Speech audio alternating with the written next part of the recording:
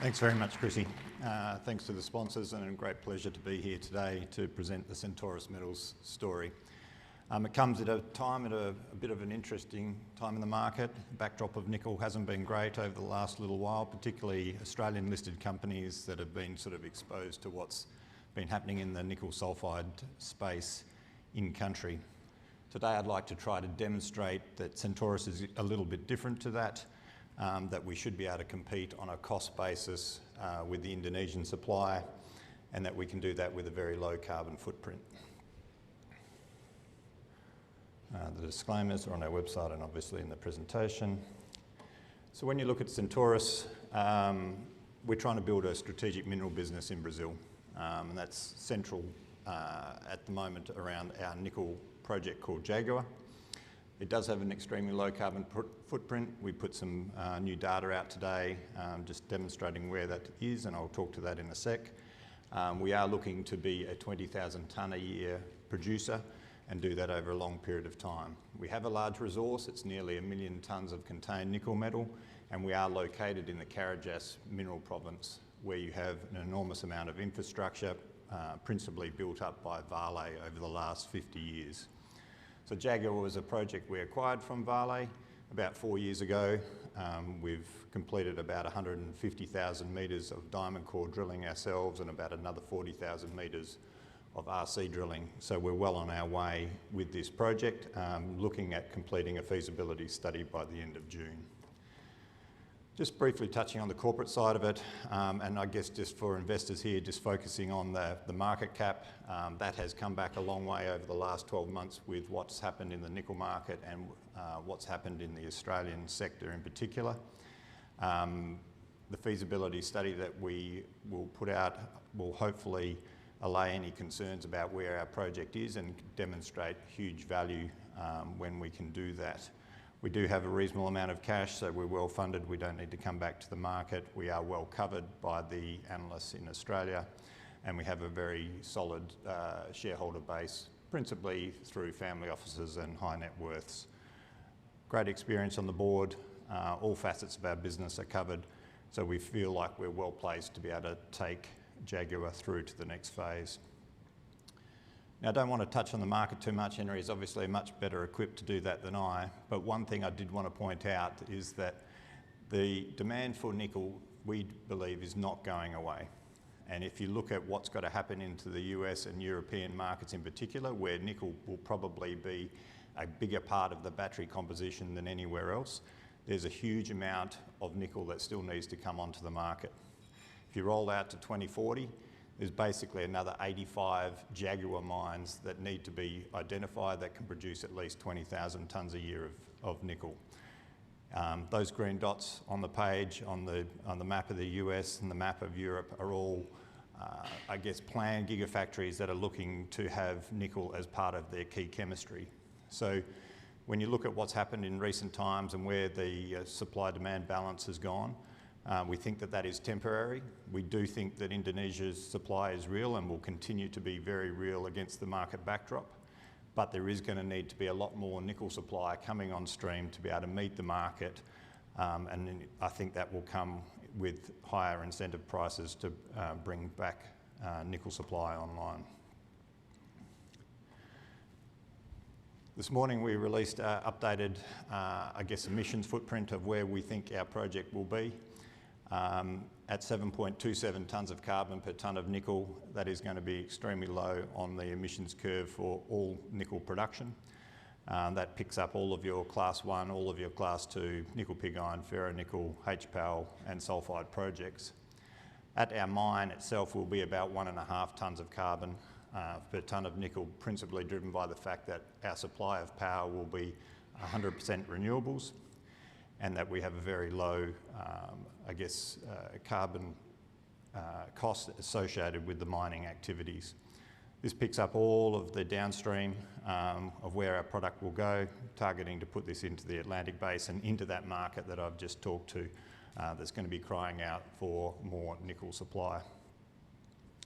So just looking at Brazil in particular, it's a great place to operate. We've been there now for 15 years. We have a very good handle on what we need to do. There's a very clear tenement system exploration licenses to mining leases. We've made our mining lease applications and they have been approved from a technical perspective. From an environmental perspective, the process is well understood, clear terms of reference. Again, we have lodged our environmental impact assessment, which has been approved. So the first steps to getting our project up and running from a licensing point of view have been met. Interestingly, there's a 15% tax rate for the first 10 years on these projects because we are based in the Carajás. They are obviously looking to develop this area more and more. But the biggest, I think, sell to the whole of Brazil and what it can do for the supply of critical minerals into the world market is the fact that its power is coming off the grid already at about 80% renewables. But if you're big enough and you've got enough need for power, then you can get to 100% renewable power source like Centaurus can. So looking where we are, as it's touched upon, it's a part of the world that's dominated by Vale. They've been there for a long time. There might be some deposits there that you've heard of called Salobo, largest copper deposit in Brazil, S11D, largest iron ore mine on the globe right now. So when you have this, I guess, development, you have rail, you have sealed roads, you have high voltage power, and you've got a ready-made workforce that's already been established there for at least 2, probably 3 generations now. We're close to a town called Tucumã and Orlenga do Norte. They're both about 35,000 people each, so we've got ready-made workforce. There's a Canadian company called Aero Copper that is building a copper flotation plant very close to where our project will be. So there's a lot of development already going on here. There's no reason why the Jaguar nickel sulphide project doesn't get up and running. You can see from the Google image there that it's principally farmland. There's no real impediments to getting a project started in this part of the world. Just touching upon some of the infrastructure you see there, obviously the big dams for the hydro systems, the port where we'll be looking to export from called Vila do Conde, and a couple of photos there of the Aero Copper operation, which is looking to commission probably in June or July this year. It really just shows what the opportunity is and the fact that we can bring a project like Jaguar together. The resource is nearly 1 million tonnes of contained nickel metal. We do think it's one of the best undeveloped nickel sulphide projects globally. It is going to be open pittable probably for the first 15 years of its life, as can be supported by the measured and indicated component of the resource. So a very large proportion of our overall resource has been drilled out very extensively. Those pits there coalesce into one. They're about 3 kilometres of strike with a couple of satellites in the north. But as I said, for right at this point in time with the feasibility study, all the focus is on the open pit. We're not talking about anything in the underground, but we do know that we will have an underground development here at some point in time in the future. You can see from the drilling, the ore bodies here are vertical, sub-vertical zones of mineralisation. We've drilled down to about 1,000 metres deep. We've still continued to hit mineralisation there. Those sort of intersections are not in our resource yet. Probably the deepest drill hole that's gone into the resource is around 500 metres deep. So we do see that the next JORC resource that we put out will have a fairly significant uplift in the overall mineral resource, albeit it won't impact the feasibility study that we're completing now, given that that's principally on the open pit mineralisation. When you look at Jaguar in the context of global nickel camps, there's a number of very large deposits in North America and Canada that are relatively low grade. There's a number of deposits in Australia that are deeper, higher grade underground deposits, whereas we've got a best of both worlds. We've got open pittable, relatively high grade nickel sulphides, and you can see the centre of page there that Jaguar is sitting quite comfortably with a number of the major nickel belts that have been discovered over the past. So we feel very fortunate to have this deposit and to be able to bring this to market. The feasibility study is being completed now, having that to come out in June. Very high level schematic of what it's going to look like. You can see the pits in the background with the tailings dam, typical nickel flotation plant there. The mining work's been done. The capital and operating cost estimation is coming together now. So it's really all of the final touches of pulling the feasibility study together, which hopefully will demonstrate to the market at large that the market cap that the company now has is well under where it should be relative to the value that this project can deliver.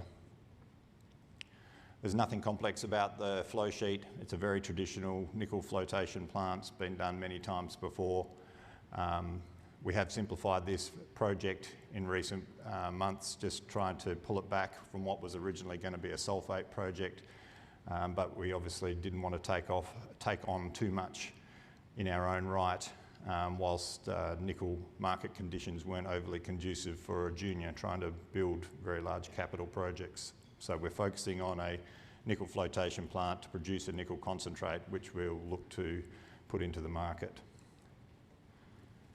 As I touched upon a little bit earlier, the approval side of things is coming along really well. I think sometimes Brazil gets a bad rap for the approval process and how long it takes. I actually think we can get through these approval processes probably quicker than a lot of places, particularly some of these free trade agreement countries that sit inside the IRA legislation.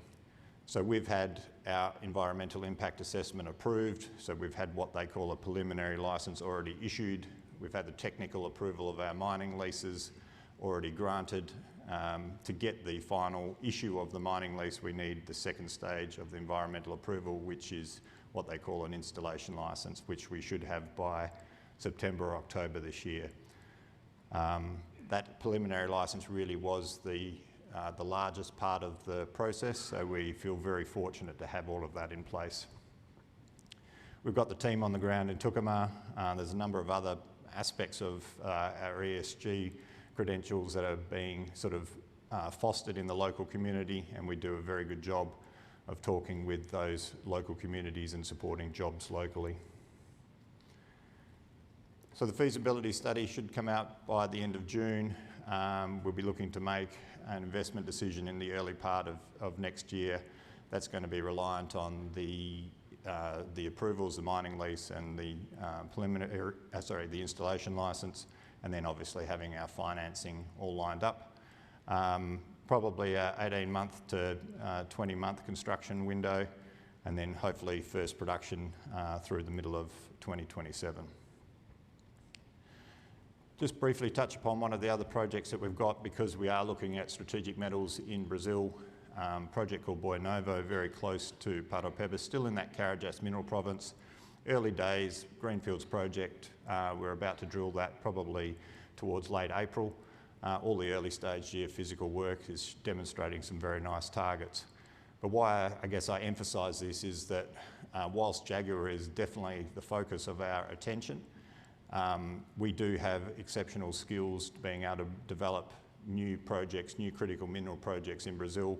We'll look to foster our relationship with Vale to open up new opportunities in a similar way that we were able to pick up the Jaguar project in the first place. So we've got to focus on strategic minerals in Brazil. That's always been the case. I think that will be the case for some period of time, but Jaguar itself has a very low carbon footprint. We think that that's going to be beneficial. We know that nickel is going to continue to be supplied out of Indonesia in very large ways, so we're going to need to compete on cost.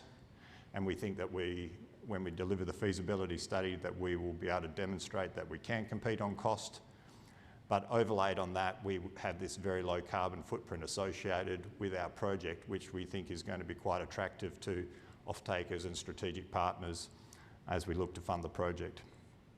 It is in an infrastructure-rich region, so it takes away a lot of the hassle of actually going into a new part of the world. The Carajás has been established for a long period of time and has some very large projects there, and we expect that the cash flow generation from this project, which will be demonstrated in the feasibility, will be strong. So with that, I would say thank you. We're at booth 22, so if you have any other questions, feel free to come and have a chat. Thanks.